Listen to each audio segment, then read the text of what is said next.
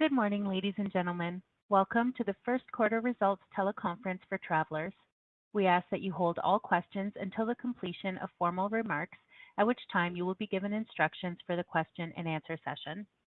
As a reminder, this conference is being recorded on April 17, 2024. At this time, I would like to turn the conference over to Ms. Abby Goldstein, Senior Vice President of Investor Relations. Ms. Goldstein, you may begin. Thank you. Good morning, and welcome to Travelers' discussion of our first quarter 2024 results. We released our press release, financial supplement, and webcast presentation earlier this morning. All of these materials can be found on our website at travelers.com under the Investors section. Speaking today will be Alan Schnitzer, Chairman and CEO, Dan Frey, Chief Financial Officer, and our three segment presidents, Greg Kozlowski of Business Insurance, Jeff Klank of Bond and Specialty Insurance, and Michael Klein of Personal Insurance. They will discuss the financial results of our business and the current market environment. They will refer to the webcast presentation as they go through prepared remarks, and then we will take your questions. Before I turn the call over to Alan, I'd like to draw your attention to the explanatory note included at the end of the webcast presentation. Our presentation today includes forward-looking statements. The company cautions investors that any forward-looking statement involves risks and uncertainties and is not a guarantee of future performance. Actual results may differ materially from those expressed or implied in the forward-looking statements due to a variety of factors. These factors are described under forward-looking statements in our earnings press release and in our most recent 10-Q and 10-K filed with the SEC. We do not undertake any obligation to update forward-looking statements. Also, in our remarks or responses to questions, we may mention some non-GAAP financial measures. Reconciliations are included in our recent earnings press release, financial supplement, and other materials available in the Investors section on our website. And now I'd like to turn the call over to Alan Schnitzer. Thank you, Abby. Good morning, everyone, and thank you for joining us today. We are very pleased to report excellent top and bottom line results for the quarter. Core income was $1.1 billion, or $4.69 per diluted share, generating core return on equity of 15.4%. After-tax core income increased by $126 million, despite a $211 million one-time tax benefit in the prior year quarter. On a pre-tax basis, this year's core income was $413 million, or 45% higher year over year. Strong core income was driven by record net earned premiums of $10.1 billion, up 14% compared to the prior year period, and an excellent combined ratio of 93.9%. The combined ratio improved 1.5 points, notwithstanding elevated catastrophe activity, primarily in the central and eastern regions of the United States. The underlying combined ratio improved 2.9 points to an outstanding 87.7%. Driven by strong underlying results in each of our three segments. Looking at the two commercial segments together, the aggregate BI/BSI underlying combined ratio was an excellent 88.8% for the quarter. The underlying combined ratio in personal insurance was 86.1%, a 6.8-point improvement over the prior year.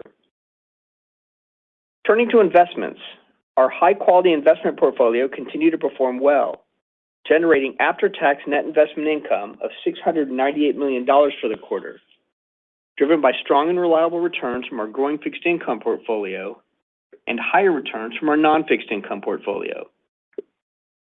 Our underwriting and investment results, together with our strong balance sheet, enabled us to grow adjusted book value per share after returning $620 million of excess capital to shareholders through dividends and share repurchases, and making important investments in our business, as we notched another quarter of successful execution on a number of important strategic initiatives. In recognition of our strong financial position and confidence in the outlook for our business, I'm pleased to share that our board of directors declared a 5% increase in our quarterly cash dividend to $1.05 per share, marking 20 consecutive years of dividend increases with a compound annual growth rate of 8% over that period. Turning to the top line, we grew net written premiums by 8% to $10.2 billion in the quarter. All three segments and excellent execution by our colleagues in the field contributed to our top-line success.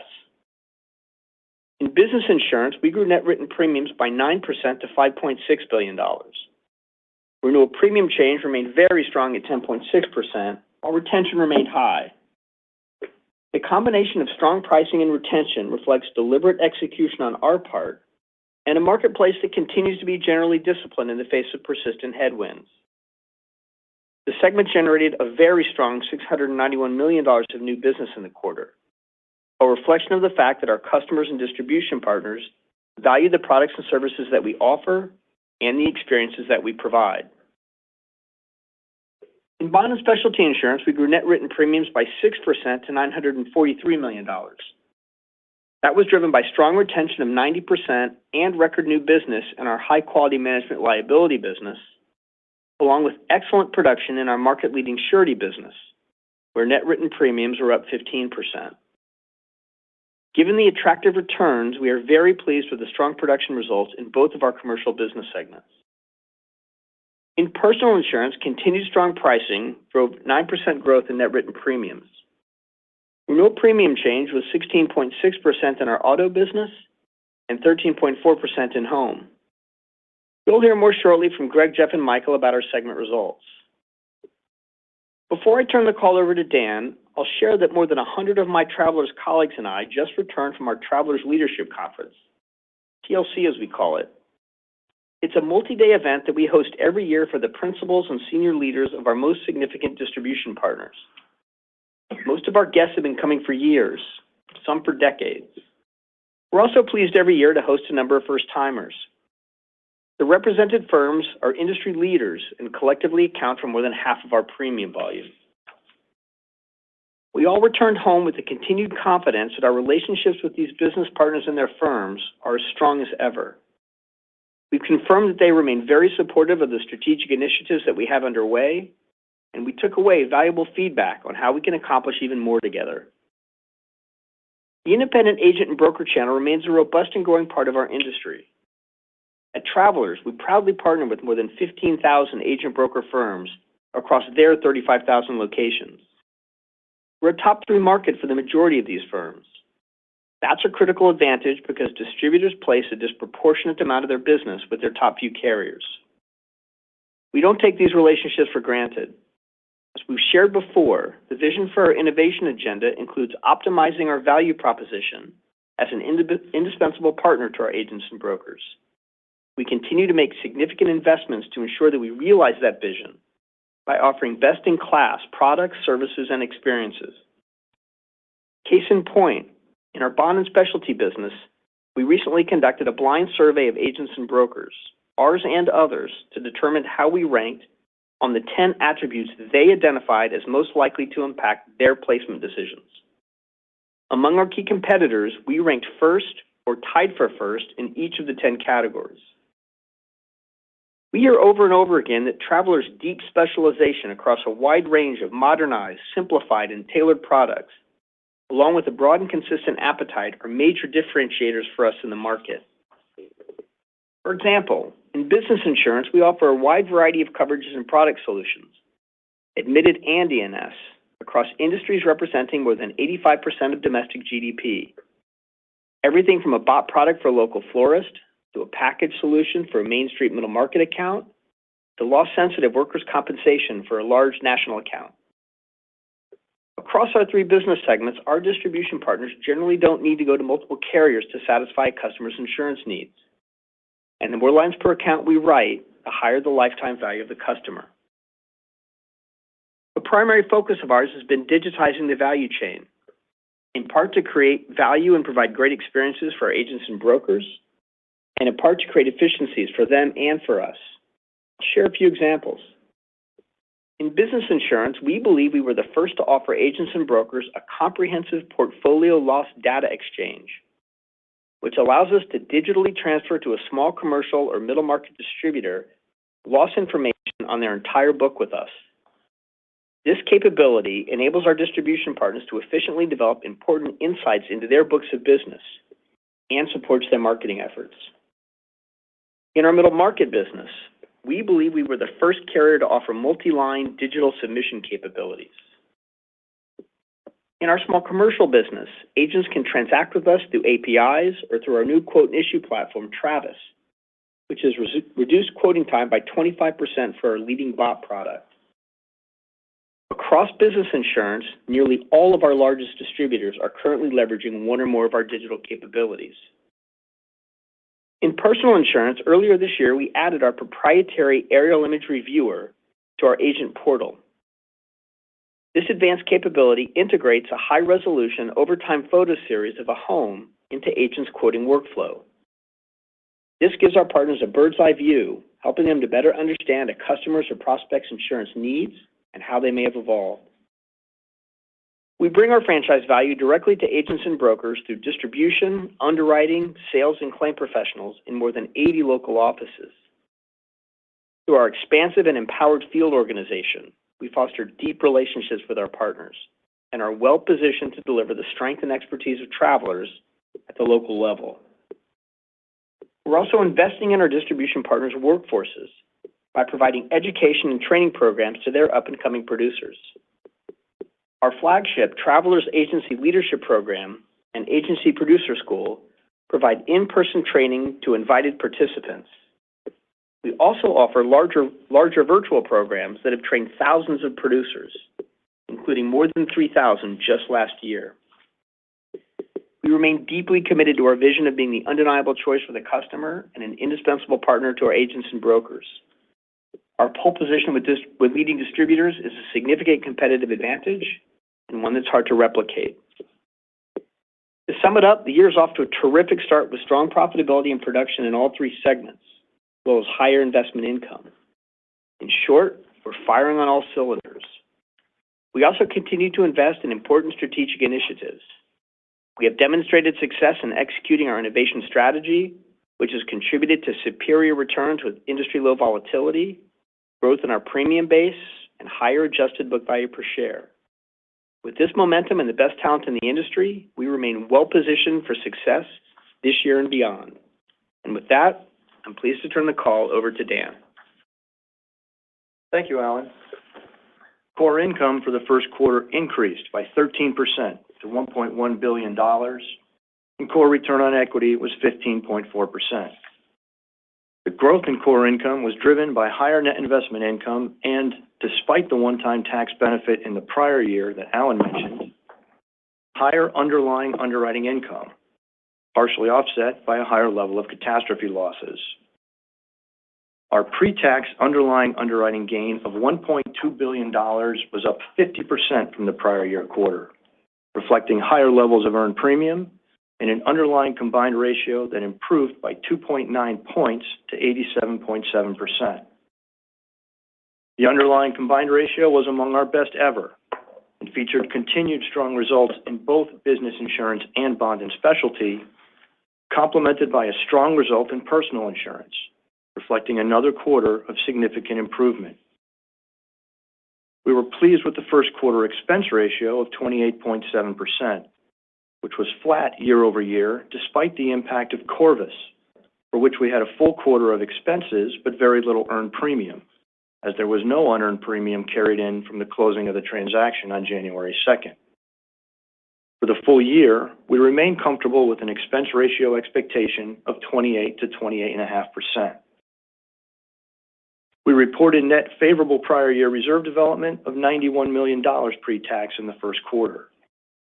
There was no net prior year reserve change in business insurance, as favorable development in workers' comp of nearly $100 million was largely offset by modest increases for liability coverages in recent accident years, along with modest charges in our runoff book. In bond and specialty, net favorable PYD of $24 million pre-tax was driven by better than expected results across multiple lines. Personal insurance recorded net favorable PYD of $67 million pre-tax, with improvements in both auto and home. After-tax net investment income increased 25% from the prior year quarter to $698 million. Fixed income NII was higher than in the prior year quarter and in line with our expectations, benefiting from both higher yields, and a higher level of invested assets. Returns in our non-fixed income portfolio were also up from last year's quarter. Our updated outlook for fixed income NII, including earnings from short-term securities, is $640 million after tax in the second quarter, growing to approximately $665 million in the third quarter, and then to around $690 million in the fourth quarter. Regarding income taxes in the first quarter, recall that last year's quarter included a one-time tax benefit of $211 million related to the repeal of Internal Revenue Code Section 847. And that's the main reason you see a higher effective tax rate in this year's quarter. Turning to capital management, operating cash flows for the quarter of $1.5 billion were again very strong, and we ended the quarter with holding company liquidity of approximately $1.6 billion. As interest rates increased during the quarter, our net unrealized investment loss increased from $3.1 billion after tax at year-end to $3.7 billion after tax at March 31st. Remember, the changes in unrealized investment gains and losses do not impact how we manage our investment portfolio. We generally hold fixed income investments to maturity. The quality of our fixed income portfolio remains very high, and changes in unrealized gains and losses have little or no impact on our cash flows, statutory surplus, or regulatory capital requirements. Adjusted book value per share, which excludes unrealized investment gains and losses, was $125.53 at quarter end, up 2% from year end and up 8% from a year ago. Share repurchases this quarter included $250 million of open market repurchases. We had an additional $138 million of buybacks in connection with employee share-based compensation plans. We have approximately $5.8 billion remaining under prior board authorizations for share repurchases. Dividends were $232 million in the quarter. And as Alan mentioned earlier, our board authorized a 5% increase in the quarterly dividend to $1.05 per share. In summary, the quarter's strong results once again demonstrate the significant earnings power of our ability to grow premiums across our well-diversified book of business while maintaining very attractive margins, along with steadily increasing net investment income from our growing fixed income portfolio. And with that, I'll turn the call over to Greg for a discussion of business insurance. Thanks, Dan. Business insurance continues to deliver exceptional results with a strong first quarter of 2024 in terms of both the top and bottom lines. Segment income of $764 million was up from the first quarter of 2023, driven by higher net investment income and higher pre-tax underlying underwriting income. We're once again particularly pleased with the quarter's exceptionally strong underlying combined ratio of 89.2%, among our best ever. Net written premiums increased 9% to an all-time quarterly high of $5.6 billion. Renewal premium change was once again historically high at 10.6%, with renewal rate change of 7%, driving most of the strong pricing. Retention remained excellent at 86%, and new business of $691 million was an all-time first quarter high. Let me give you a little more texture on the continued strong pricing environment. Renewal rate change remained high, coming in at 7% or higher for the fourth quarter in a row.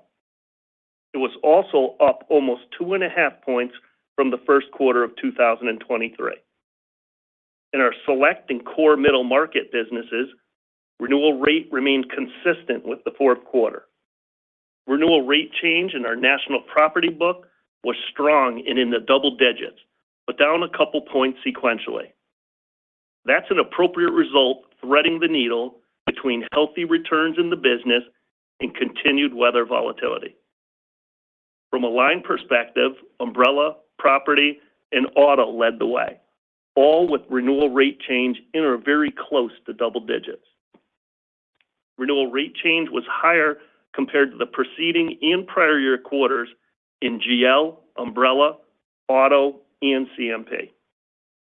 In workers' comp, renewal rate change was about 0.5 point more than negative than the preceding and prior year quarters. With continued healthy exposure, renewal premium change in comp continues to be positive, in the low single digits. Again, an appropriate result given the strong results in the line. Retention remained healthy across the board. We're pleased with our production results, the exceptional granular execution by our field organization, and the resulting growth in top line and attractive margins. As for the individual businesses, in Select, renewal premium change remains strong at 10.4%, with renewal rate change of 4%, consistent with the fourth quarter and up more than 2 points from the first quarter of 2023. Retention also remains strong at 84%, while new business increased 22% from the prior year quarter to $156 million, driven by the continued success of our BOP 2.0 product. We're also encouraged with the impact we're seeing from Travis, our new front-end rate quote and issue interface platform that Alan mentioned.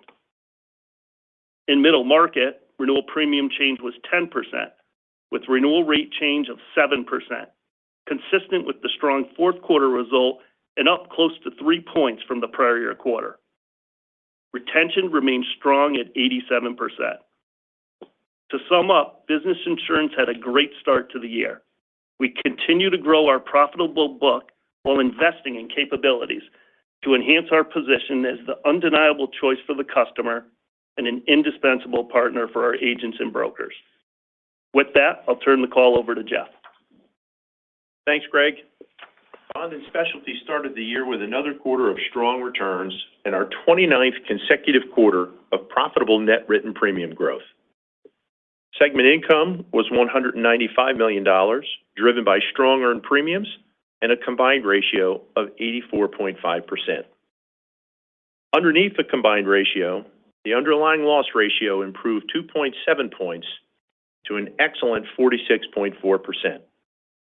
As Dan mentioned, the expense ratio was elevated compared to recent periods, primarily due to the Corvus acquisition. We expect that to continue to be the case for the next several quarters as we integrate and earn in Corvus's business. Turning to the top line, we grew net written premiums by 6% in the quarter. In our high-quality domestic management liability business, we again delivered excellent retention of 90%, with slightly higher sequential renewal premium change. We grew new business by 34% from the prior year quarter to a record $91 million, driven by Corvus production. As a reminder, we are in the midst of transitioning Corvus's $200 million profitable book of business onto Travelers paper, which will continue to be reflected in our new business production in the coming quarters. Net written premiums in our market-leading surety business grew a terrific 15%, reflecting continued strong demand for our surety bonds. So we're pleased to have once again delivered strong top and bottom line results this quarter, and now I'll turn the call over to Michael. Thanks, Jeff. Good morning, everyone. I'm pleased to report personal insurance generated first quarter segment income of $220 million and a combined ratio of 96.9%, both of which are significantly improved relative to the prior year quarter. The underlying combined ratio of 86.1% reflects a 6.8-point improvement compared to the prior year quarter, driven by higher earned pricing in both automobile and homeowners and other. Net written premiums grew 9% as a result of continued price increases in both auto and home. In automobile, the first quarter combined ratio of 94.6% improved 10 points compared to the prior year, primarily reflecting a lower underlying combined ratio, as well as favorable prior year development. The underlying combined ratio of 94.9% improved 8.5 points compared to the prior year, driven by the benefit of higher earned pricing.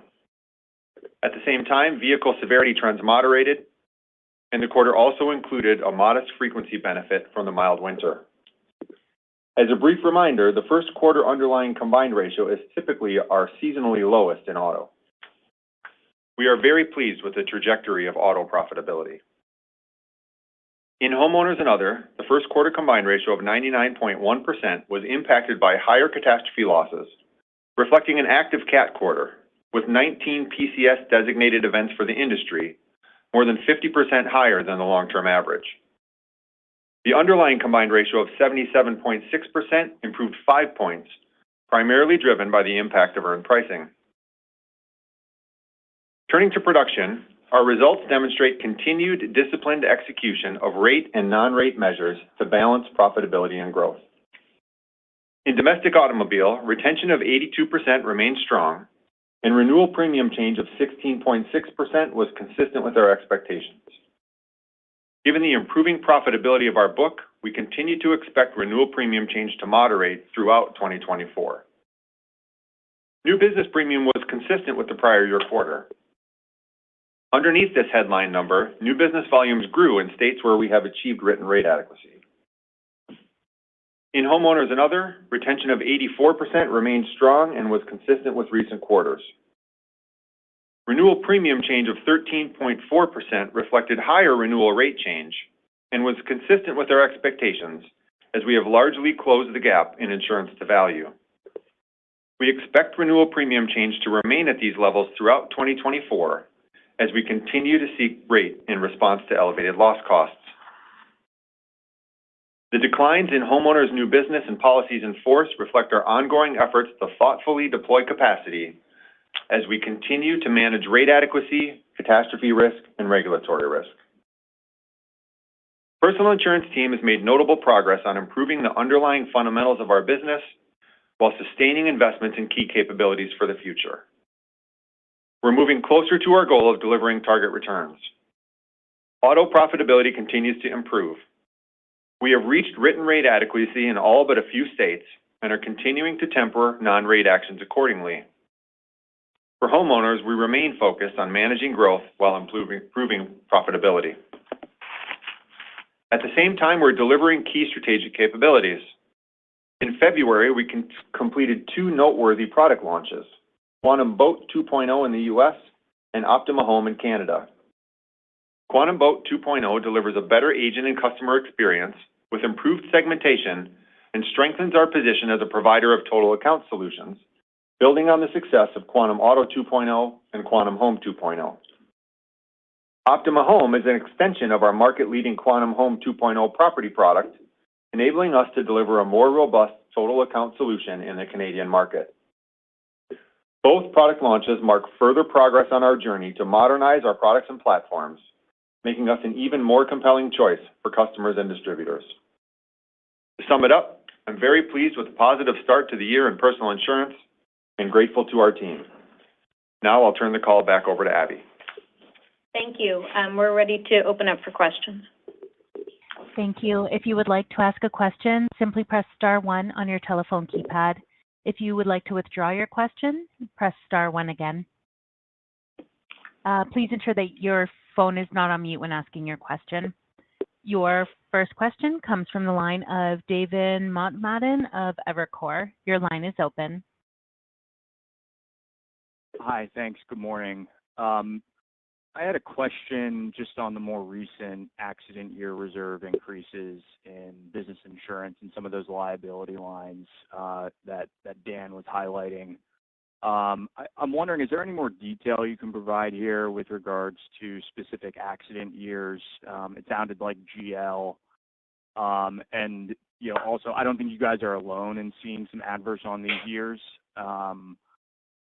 but I think everyone had thought that these were better priced years relative to 19 and prior. So could you just talk about what exactly is the disconnect here and why there's some adverse coming on those years?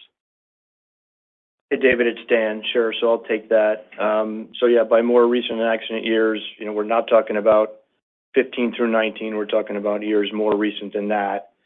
I guess the thing I'll reiterate from my comments is we're talking about some pretty small movements here. So we had some adverse in those recent accident year liability lines. We also had some modest charges in the runoff book. I think what we're doing here, David, is trying to be reactive to all the information we're seeing, those recent accident years in the liability lines, which tend to take longer to develop. And be on the books for a while are more leveraged to IBNR. We're just trying to get some more IBNR into those lines to recognize that uncertainty.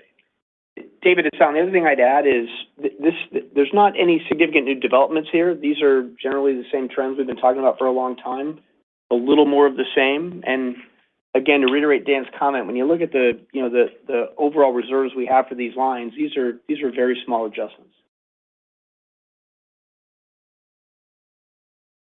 Got it. Okay, that's helpful. And then maybe just switching gears to the personal auto business. Michael, I think you had mentioned that there was maybe some benefit just from mild frequency given a warmer than typical first quarter. Is there any way you could size that just to help us think about the sustainability of the improvement in the auto business?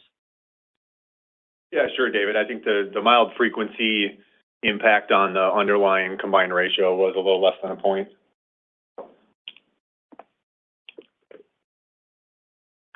Great, thank you. Your next question comes from the line of Gregory Peters with Raymond James. Your line is open. Good morning, everyone. So for the first question, I'll focus on the business insurance segment. In the comments and in the stats, I think there's 7% or higher renewal rate change for 4 consecutive quarters, and retention seems to be holding up, maybe slipping a little bit. Maybe you could step back and give us some context about, or texture, I think is a word you used, about the competitive environment. Curious, given all the rate change that's coming through, why we haven't seen more aggressive actions on behalf of some of the competitors yet, or maybe they're still reconciling previous year's results as well. I don't know, just some color there would be helpful. Hey, good morning, Greg. It's Alan. I'm starting and turn over to Greg. Hard for us to comment for competitors, but we do think that in the pricing we've been able to achieve these retentions, you do see a reflection of the competitive environment. And I'd say that, everybody is, well, what we would speculate is that everybody's reacting to the same things that we're reacting to. I mean, there's, returns are in a much better place after, years of pricing and improvements in terms and conditions. But there are some headwinds and some uncertainty out there. And it's, all the things we've talked about. There's social inflation, economic inflation, a tight labor market, weather, geopolitics, I think, puts a certain lens over the way we all see the world. And so I suspect what you have is a marketplace that's reacting to an overall level of risk and uncertainty. Okay. I guess I'll pivot then. If we look at the proxy statement, I know ROE target's a very important metric for y'all. I think the target was 12.8% for 23, up from 11.6 from 22. Can you talk about how you're looking at the ROE targets for the company for 24, please? Yeah, I don't think we're going to share that target. It gets, competitively sensitive and close to pricing. But I will say we think about that in terms of the overall outlook for our business. We think about the rate at which the interest rate environment is earning into the fixed income portfolio, which turns over on a lag basis. And we think about really what we want to achieve as a margin over both the 10-year Treasury and our cost of equity. So those are the things we think about as we put the plan together. Dan, anything else I'm missing there? No, you got it all. Got it. Thanks. Thank you. Your next question comes from the line of Elyse Greenspan with Wells Fargo. Your line is open. Hi, thanks. My first question is on personal auto.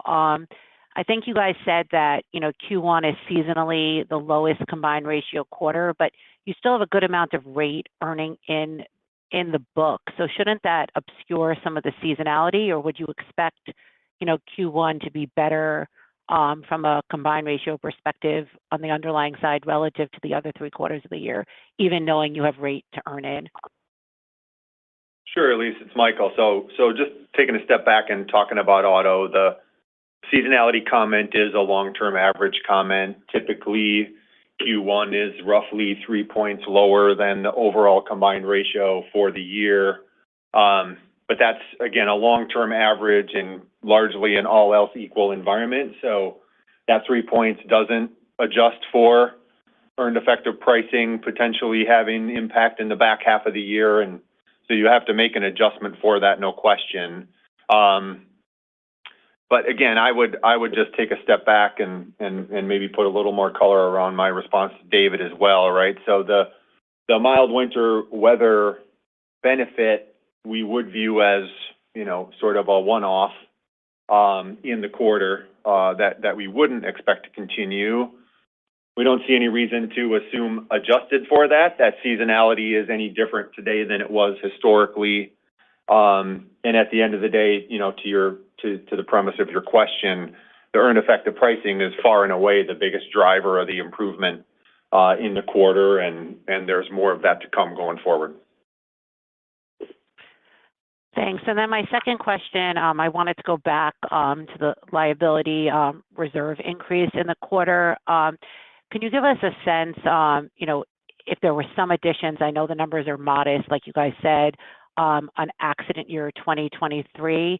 And then, you know, given the additions you see here, are you adjusting your long-term loss trend assumption for the liability lines following this?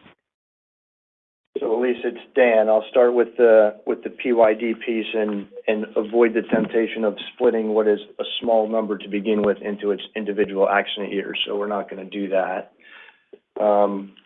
I do think if you look at the results in business insurance, you know, we talked about the fact that you saw some improvement in the underlying combined ratio, including in the underlying loss ratio. You have the benefit of pricing and a couple of other things like mix, which we talked about last quarter. At the same time, like in any quarter, you've got some puts and takes, and one of those puts and takes in this quarter is booking a little bit more IBNR in the current accident year to reflect some of the uncertainty that we're seeing. Not big numbers, but we are reacting to it. Thank you. Your next question comes from the line of Brian Meredith with UBS. Your line is open. Yeah, thanks. First one for Michael. Michael, I'm just curious, you know, one of your competitors in the personal auto space is showing some pretty strong growth in policies in force, really kind of capitalizing the market. I'm just curious, are you in a position at this point to kind of go after and get some growth given how your results have improved so much? Sure, Brian. Thanks for the question. Certainly, you know, again, underneath the results in the quarter, if you look at it on a state-by-state basis, the states where we have achieved written adequacy, we did achieve new business premium growth. And consistent with our comments last quarter, what I would say to you is we're executing a very granular state-by-state, geography-by-geography strategy as we look to temper some of the non-rate actions that we had in place in auto.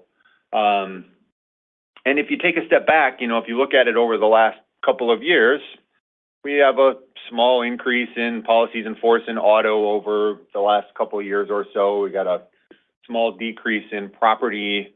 All the while premiums are up 30+%. So we feel pretty good about the starting point. And, you know, directly to your question, our focus in auto is on profitably growing auto on a go-forward basis.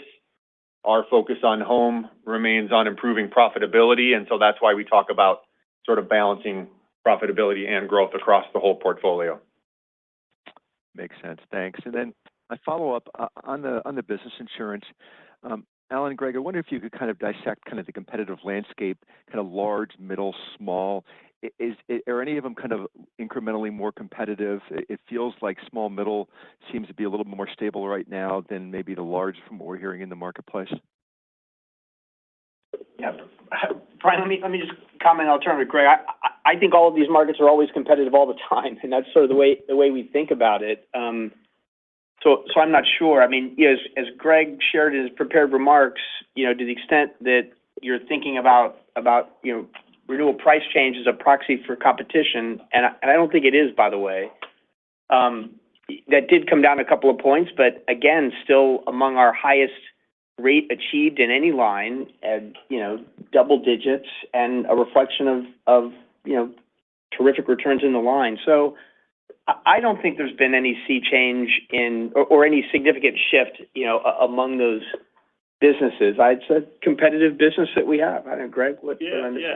Maybe I'll touch on new business since Alan just hit on rate. And you can see on the new business, we had a real strong quarter in small commercial, up 22%. So that we are seeing a little more dislocation in that market than we are in middle market. But the combination of our new segmented products, BOP 2.0, and our new commercial automobile product, we feel terrific about, our position there and where we're writing that new business and at what returns we're going to achieve there. Middle market still had, the delta wasn't as big on new business, but we had a record result on the first quarter of the prior year. So really strong new business levels. And not as much dislocation, Brian, in the middle market, but really feeling good about the combination of where the returns are and our field team staying really active on the new business front. Terrific. Thank you. Your next question comes from the line of Ryan Tunis with Autonomous Research. Your line is open. Hey, thanks. Good morning. I just had a couple, I guess, on exposure acting as rate.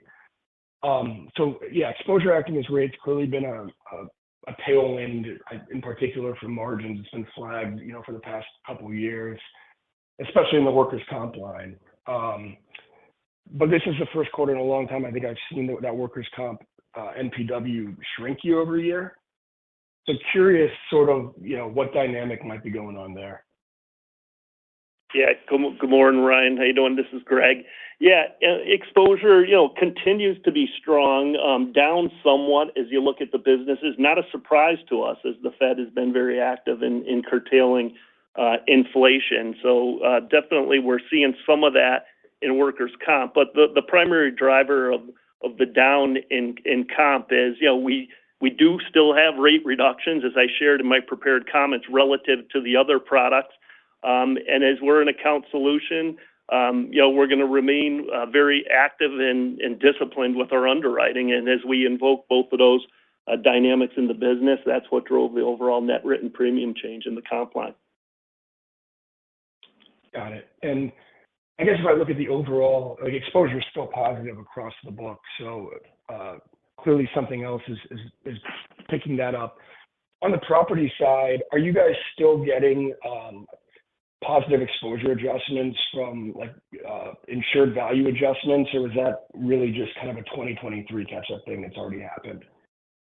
Yeah, as you can imagine, it's somewhat linear with inflation, Ryan. So 23, we had some record results of trying to keep up with the replacement cost and building materials. So it's down somewhat from 23, but still up overall.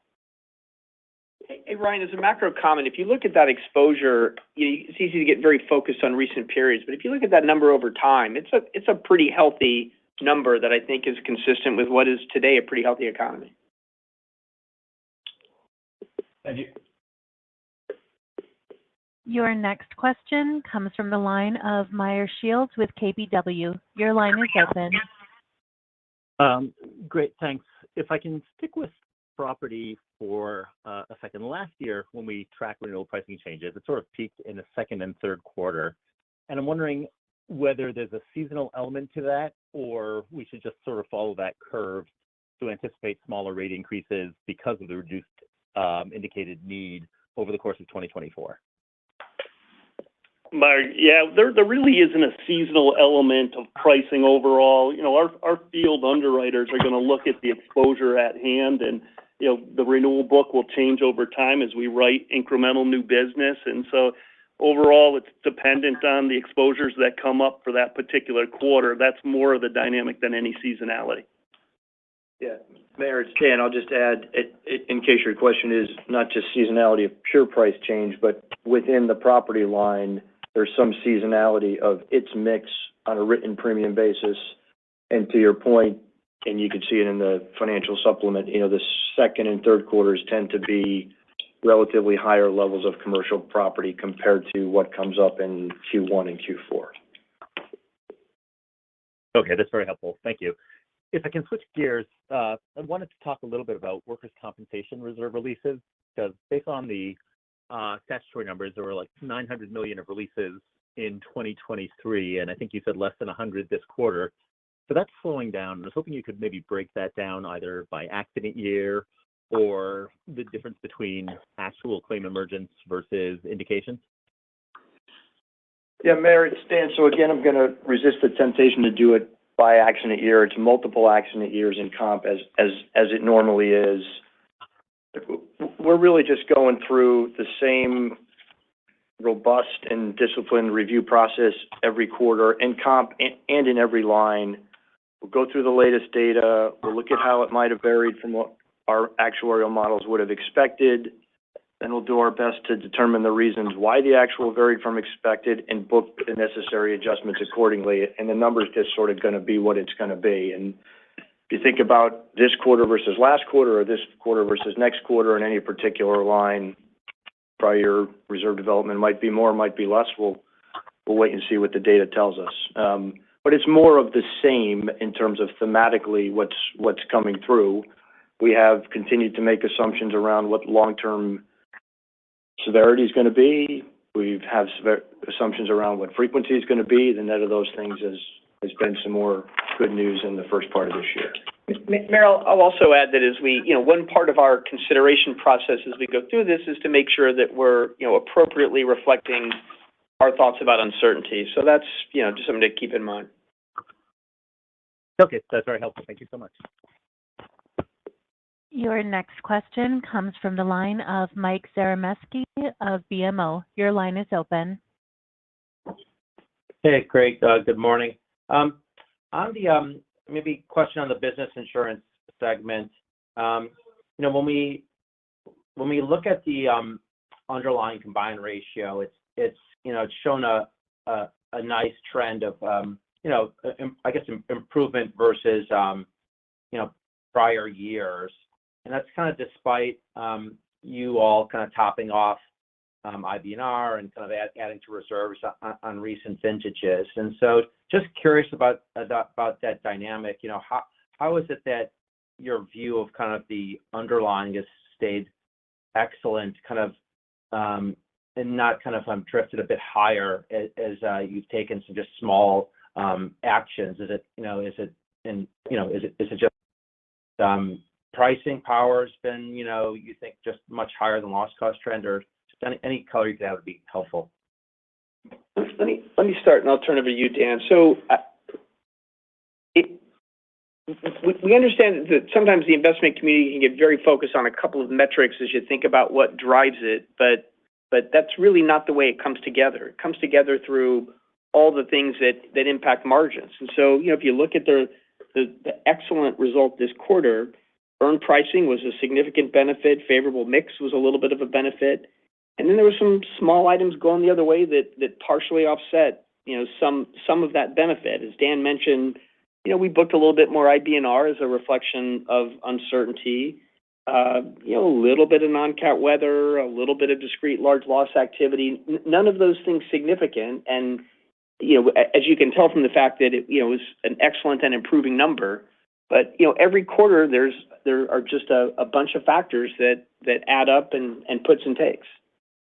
Yeah, that's right. And I think the only thing I'd add to that, and I'd sort of confirm your premise in the question, Mike, is it's really a very strong pricing environment. And if you go back and look at BI commentary over the last year or two, it's one of the reasons we've been so pleased to see retention remain as strong as it has, because we love the profile of the book. And we're trying to, so we're happy to be retaining it, happy to get pricing on top of it, and that's improving margins. And then in any quarter, it's going to be impacted by some of the things that Alan just mentioned. Okay, that's helpful. My last follow-up is on maybe more on homeowners, personal lines. Given the what seems like continued trend of a higher catastrophe losses, any changes you're seeing in the industry or the Travelers trying to implement on terms and conditions, such as roof replacement, or are there any trends there we should be thinking about? Thanks. Sure, Mike, it's Michael. Absolutely. I think if you dig underneath our comments around non-rate actions, there's a variety of things that we're executing on, and many of which we're seeing across the industry. And examples include, first of all, eligibility, right, based on an evaluation of the exposure, also eligibility on age of roof, underwriting restrictions around things like roof condition and tree overhang. Our primary approach on sort of risk sharing, if you will, is really to focus on AOP and wind, hail, tornado deductibles. We've implemented higher wind, hail, tornado deductibles in virtually every severe convective storm exposed state across the country. I think the last count, we're up to, 21 states where we've increased deductibles to help to deal with the exposure. And then, managing distribution and managing appetite to manage aggregation of exposure, within a local or a state-by-state geography. So really, those are some examples of the variety of actions we're taking from a non-rate perspective, which is really what we're referring to when we talk about managing growth and improving profitability in property. Thanks. Your next question comes from the line of Michael Phillips with Oppenheimer. Your line is open. Thanks. Good morning, everybody. Totally different turn here. Florida homeowners market, obviously a market you've not been a big player in. I'm wondering if any of the reforms that have been taking place in the past couple of years have given you pause to maybe revisit that. Sure, great question, and certainly something that we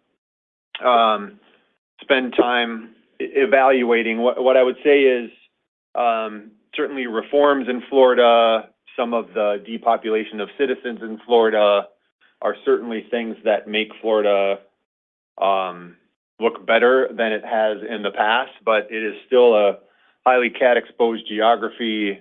It is still a place where we think the risk-reward is not in balance. And one of the things, frankly, in Florida that remains a significant concern is the potential assigned risk obligation in the event of a significant catastrophe. And I think Alan's referred to this in the past. We see, signs of improvement in the state, but it's going to take more than what we've seen. And one of the things that it causes you to think about is whether or not you can compete in Florida on an admitted basis versus an excess and surplus lines basis. So those are all some of the considerations around Florida. The upshot for us is while we do see those signs of improvement, we haven't seen enough change to cause us to change our perspective on wanting to, reopen for new business and property in Florida. Yeah, the tort reforms that they enacted, we think were an excellent start. We certainly love other states to follow suit because we think regulatory reform is important as it relates to affordability, not just of insurance, but of home ownership and autos. But there are some other structural things in the state that are just make it difficult at the moment. We'll continue to reevaluate it. Okay, great. Thank you, guys. That's perfect color. Second question, personal auto. Are you seeing any signs there of kind of just higher attorney involvement in personal auto that give you pause for concern? Sure, Michael. I would say that, in Q1, it's, first of all, bodily injury is where most attorney involvement occurs. And in Q1, it's the longest tail element of the exposure we see in personal insurance. So concluding anything based on what we saw in the quarter from a bodily injury standpoint is a challenge. But the same, sort of social inflation, litigation abuse challenges that Greg has talked about a lot in business insurance, we're not immune from in personal insurance. We have seen over a longer period of time increased attorney involvement impact bodily injury. But all that said, if we look at bodily injury results in the quarter, bodily injury loss trends were pretty consistent with what we expected. Okay, thank you very much.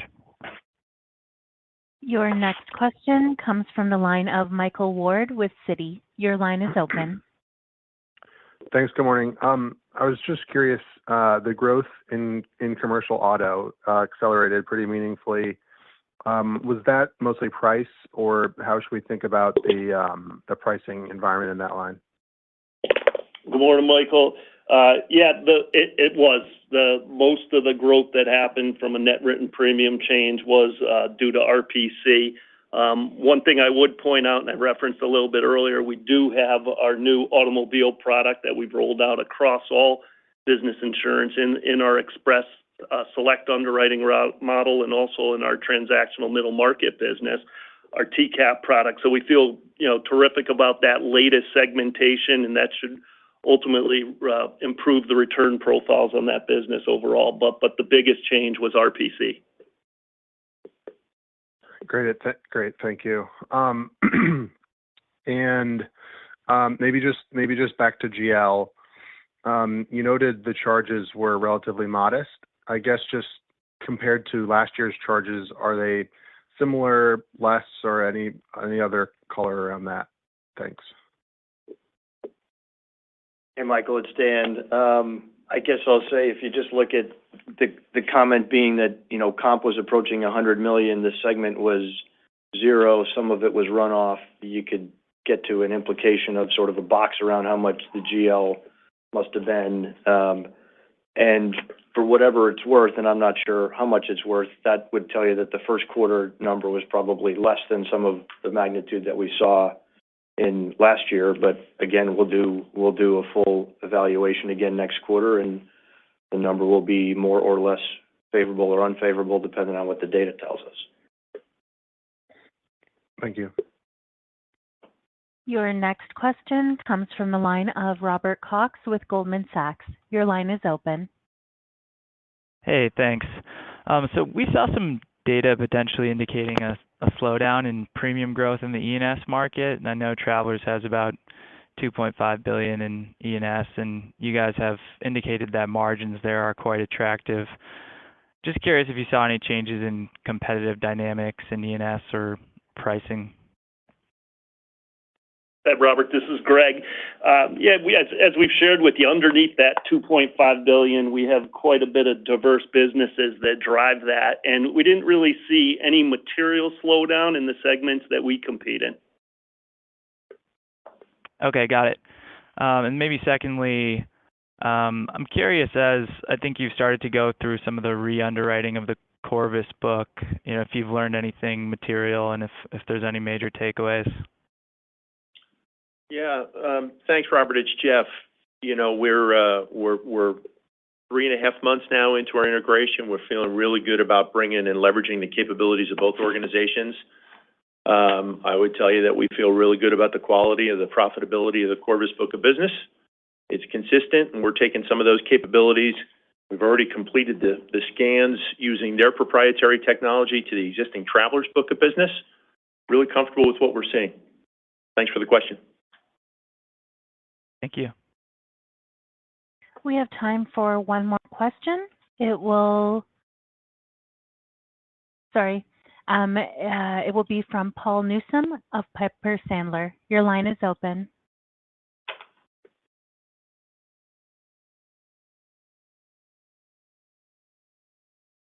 Paul Newsome, your line is open. Good morning, and thanks for squeezing me in.